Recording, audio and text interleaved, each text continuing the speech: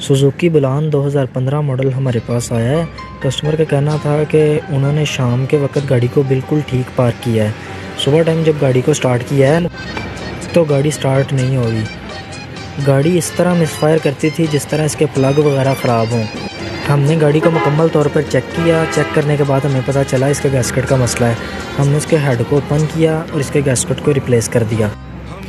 अल्हम्दुलिल्लाह गाड़ी ने हमें बड़ा ही अच्छा रिस्पांस दिया। इसी तरह की मज़ीद इन्फॉर्मेटिव वीडियो के लिए हमारे चैनल को सब्सक्राइब करें और बेल आइकन को लाजमी प्रेस करें ताकि हर आने वाली वीडियो का आपको नोटिफिकेशन मिल सके। अगर